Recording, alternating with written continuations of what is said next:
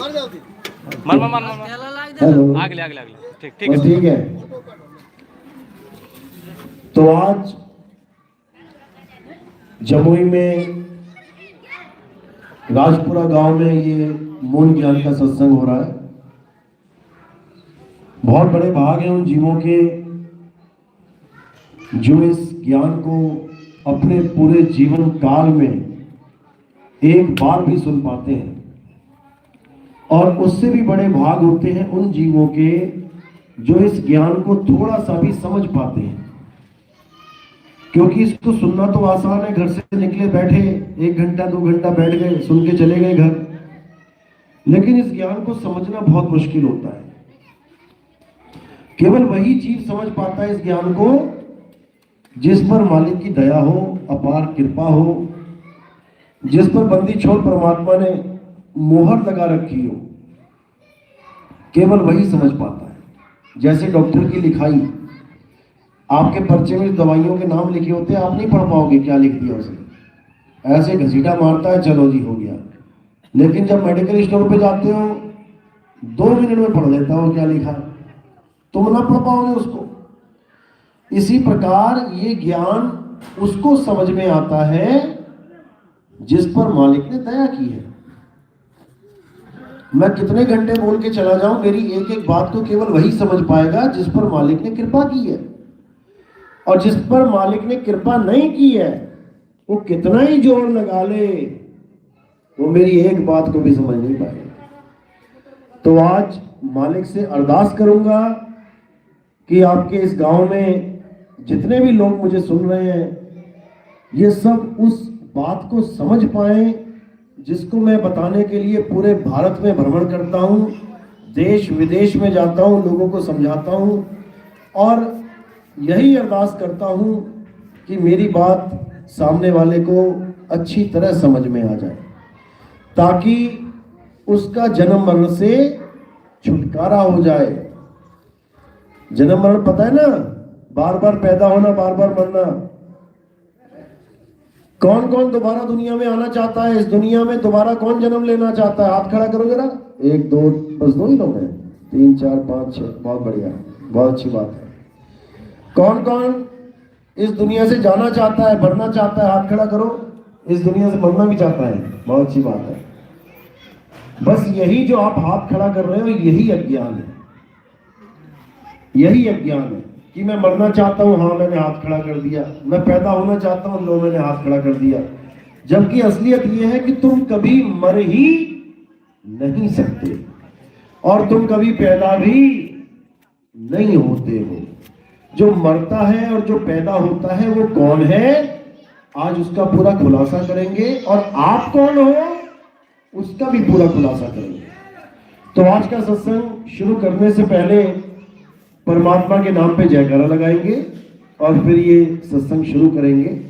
बोलिए परमपिता परमात्मा की जय, गुरुबंदी छोड़ कबीर साहेब की जय, सभी संतों की जय, सभी भक्तों की जय, आज के आनंद की जय, सकल हंस को बंदगी साहेब बंदगी सतनाम सतनाम। तो जैसे कि हमारा देश आपको पता है शुरू से ही आध्यात्मिक देश रहा है। शुरू से ही बड़े बड़े ऋषि मुनि पीर पैगंबर, आप इतिहास उठा के देखो, कितने कितने बड़े बड़े ऋषि हमारे भारत देश में हुए। तब हुए जब विदेशों में लोगों को कपड़े पहनने की भी अकल नहीं थी, उनको खाने पीने तक की अकल नहीं थी, क्या खाएं क्या ना खाएं। तब हमारे देश के महान संतों ने, ऋषियों ने बड़े बड़े ग्रंथ लिख डाले थे। और कितने ही हमारे देश के महान ऐसे संत हुए हैं जो अपने ही जीवन में राजा महाराजा थे, घर बार छोड़ के, राजपाट छोड़ के उस एक परमपिता परमात्मा की खोज में पूरा जीवन लगा दिया। ऐसे एक नहीं, बहुत से हैं, कईयों के नाम हैं। जैसे महात्मा बुद्धि ले लो, राजा थे। जैन जी ले लो, राजा पीपा ले लो, मीराबाई ले लो, मान सिंह राजा ले लो, बहुत से राजा हैं। राजपाट छोड़ दिया, उस परम सत्य को पाने के लिए, उस मालिक को पाने के लिए इस दुनिया में जो सत्य वस्तु है उसको पाने के लिए सब कुछ छोड़ दिया। बीवी बच्चे, माँ बाप, भाई बहन, सब, घर बार, केवल उस एक को पाने के लिए कि मुझे सत्य पता लग जाए कि इस दुनिया में सत्य है क्या। अब छोड़ के तो चले गए, घर बार निकल पड़े, लेकिन अब कोई बताने वाला मिले तभी तो पता लगे। आपकी कोई वस्तु खो गई है, आप ढूंढ रहे हो, अब आपको याद नहीं है, अब कोई ऐसा मिले, नहीं मिल रहा है, अगर कोई उसे कह दे कि अरे तेरा बेटा तो वहां है, वो रेलवे स्टेशन के पास खड़ा है मेन गेट पे, तो तुम्हारी खोज खत्म हो जाती है। अब तुम खोजोगे नहीं, खोज खत्म। जब तुम्हें वस्तु का पता नहीं होता और तुम ढूंढ रहे होते हो और तुम्हें यह भी नहीं पता होता ये मिलेगी, इसको कहते हैं खोज। और जब वस्तु पता लग गई कहां पड़ी है, अब खोज खत्म। अब वहां से जो तुम पहला कदम उठाओगे वो खोज के लिए नहीं है, वो किसके लिए है? प्राप्ति के लिए। अब पहला कदम उस लड़के को प्राप्त करने के लिए उठाए, नहीं तो लाखों कदम उस लड़के को खोजने के लिए उठे थे, क्योंकि तुम्हें पता नहीं था। वहीं खड़े खड़े तुम्हें एक पल में तुम्हारा लड़का मिल गया, क्योंकि पता लग गया कहां है, मिल गया। उसी वक्त फोन करोगे, अरे घबराओ मत, मिल गया, बस लेने जा रहा हूं। समझे? इसी एक पल में वस्तु मिल गई, समझो। जिसको साहिब ने कहा खोजी होए तुरंत मिल जाऊं एक पल की तलाश में। अब वो एक पल की तलाश में कैसे मिलेगा? जब हमें कोई बताने वाला मिल जाए कि वो है कहां। समझो मिल गया, अब उसको पाना है। यानी पता लग गया कि धरती के नीचे पानी है, पता लग गया एक ही पल में। समझना है, बड़े बड़े ऋषि मुनि अपना घर बार छोड़ के, सब कुछ छोड़ के, त्याग के बाहर निकले, जंगलों में भटके, लेकिन उन्हें कोई बताने वाला नहीं मिला कि वो सत्य कहां है, वो सत्य वस्तु कहां है। इसलिए बेचारे भटकते रहे, सत्य वस्तु को प्राप्त नहीं कर पाए। क्या प्राप्त कर बैठे? असत्य वस्तु। क्योंकि इस दुनिया में दो प्रकार की वस्तु है, एक सत्य और एक असत्य। और कुछ है ही नहीं इस दुनिया में, दो ही चीजें हैं, सत्य और असत्य। अब क्या है सत्य, क्या है असत्य? इसके लिए गीता में क्या बताया गया कि हे अर्जुन, इस दुनिया में दो प्रकार के तत्व हैं, एक है सत्य और एक है असत्य। इन दोनों में फर्क क्या है? हे अर्जुन, सत्य वो है जो कभी बदलता नहीं है, जिसका कभी जन्म नहीं होता, जिसका कभी नाश नहीं होता। और असत्य क्या है? जो पल पल बदलता है, जिसका जन्म होता है और नाश हो जाता है, जो सदा एक सा नहीं रहता, वो असत्य है। अब असत्य है क्या? ये काया असत्य है, पल पल बदल रही है। देखो जब बच्चे थे छोटे से तब शक्ल कैसी थी, धीरे धीरे धीरे जवान हुए, जवान से बूढ़े हो गए, देखो शक्ल कैसी है। बचपन की फोटो, जवानी की फोटो, बुढ़ापे की फोटो अगर तुम तीनों एक साथ रख दो, जमीन आसमान का अंतर है तीनों में। तो ये माया है, बदल रही है पल पल, इसलिए ये सत्य नहीं है।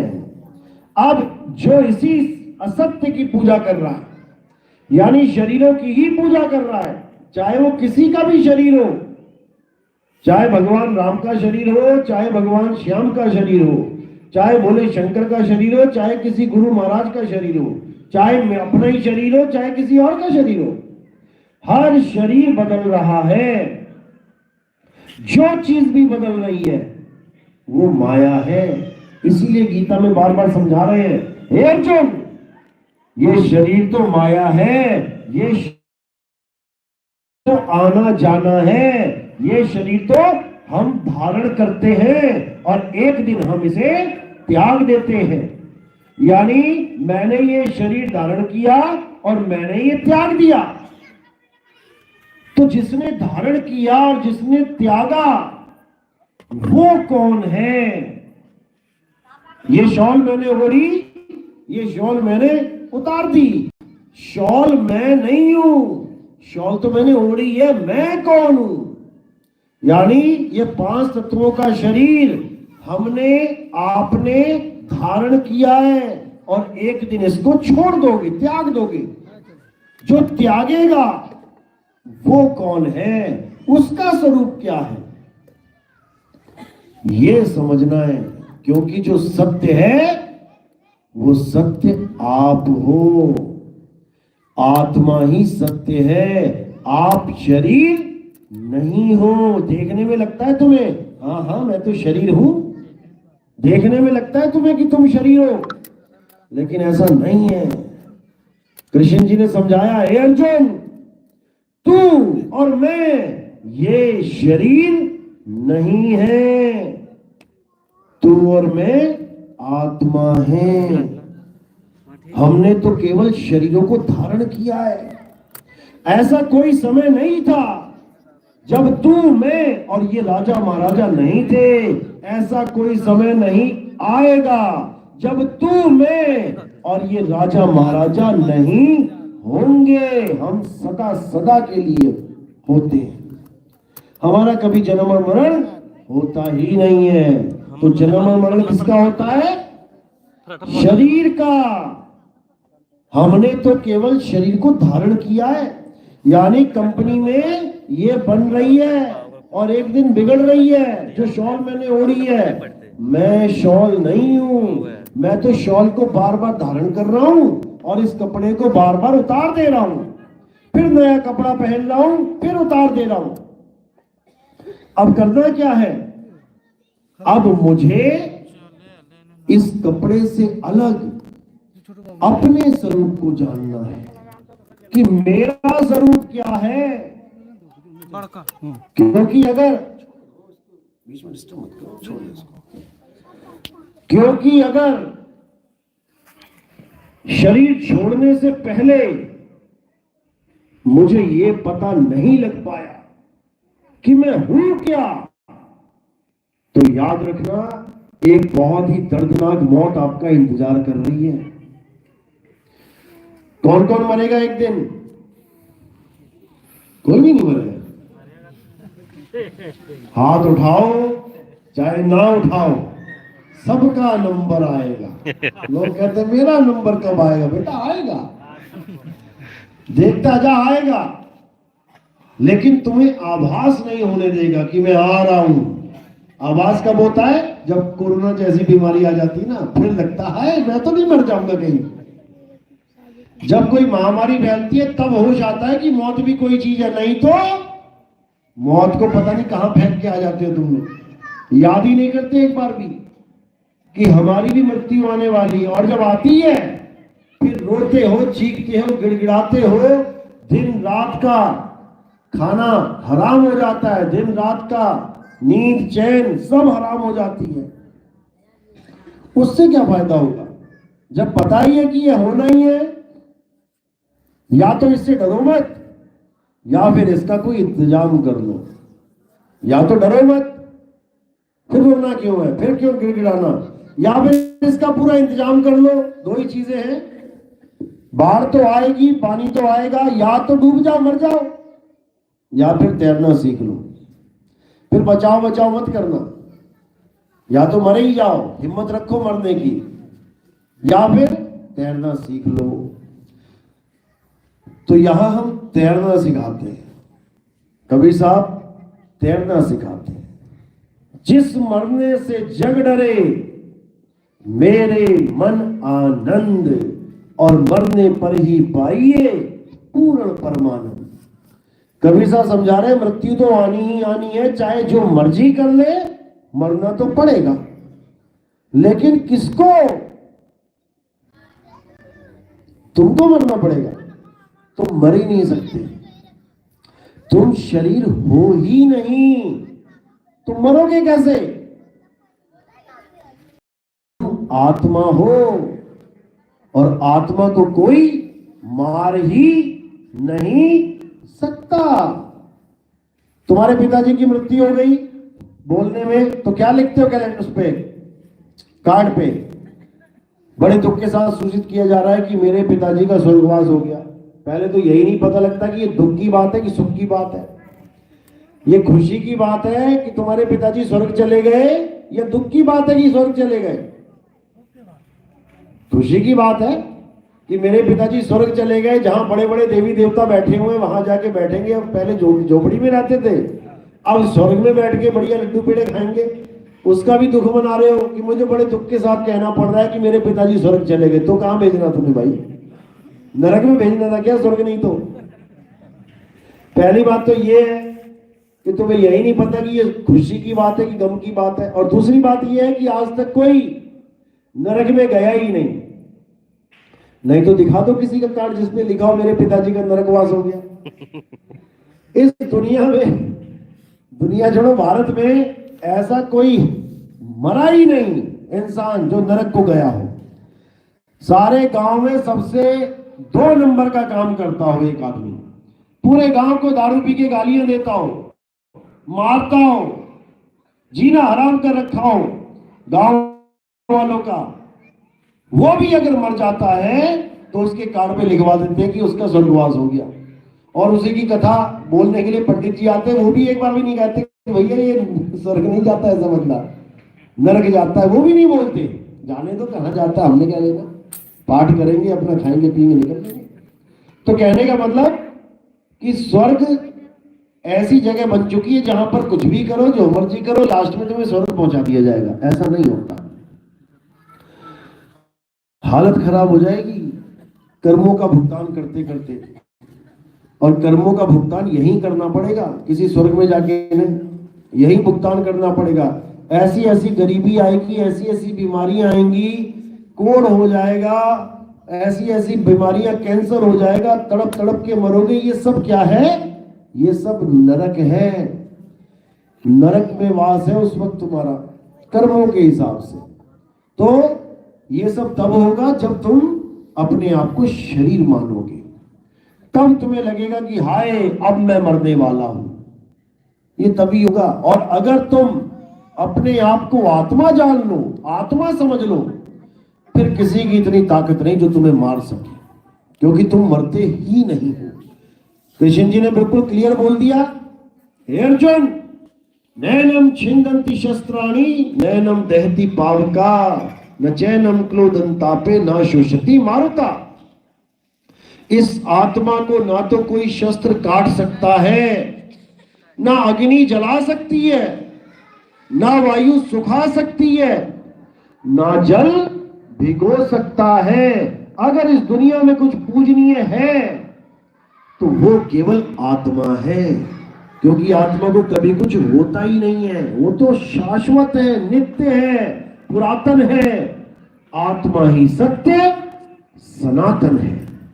जो हम लोग सोचते हैं कि बहुत अच्छी बात है, सनातन है, इसमें कोई शक नहीं है, लेकिन सनातन धर्म तो है, लेकिन सनातनी कौन कौन है, इसको आपको समझना पड़ेगा। देवी देवताओं की पूजा करने वाला सनातनी नहीं होता है। अध्याय 7 23वां श्लोक पढ़ो, क्या लिखा है गीता में? यही लिखा है कि हे अर्जुन, जो देवी देवताओं की शरण में जाते हैं, जो देवी देवताओं की पूजा करते हैं, वो देवलोक को चले जाते हैं। जो पितरों की पूजा करते हैं, पितरलोक में चले जाते हैं। जो भूतों प्रेतों की पूजा करते हैं, वो भूत प्रेतों के लोक में जन्म लेते हैं। ये तीनों अज्ञानी बोला उन्हें, ये तीनों अज्ञानी मुझे प्राप्त नहीं कर सकते, क्योंकि इनको पता ही लगता मैं हूं क्या। मुझे भी देवता की तरह खड़ा कर दिया और उसकी पूजा करने लग जाते हैं, जबकि मैं शरीर नहीं हूं। जब मैं शरीर नहीं हूं तो तुम पूजा किसकी कर रहे हो?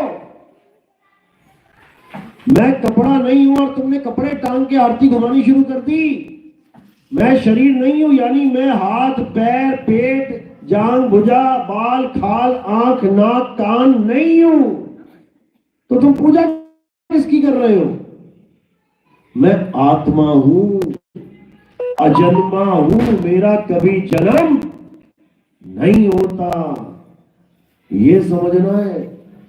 यही गीता का अनमोल ज्ञान है, जिसको सुन सुन के अंग्रेज तक, जो ईसा मसीह वाले हैं, भारत भागे आते हैं गीता का ज्ञान समझ के, आत्मा के बारे में समझ के कि आत्मा इतनी जबरदस्त चीज है कि सारी दुनिया को जिंदा कर दिया आत्मा ने। ये मिट्टी का शरीर तुम्हें क्या लग रहा है, जिंदा है?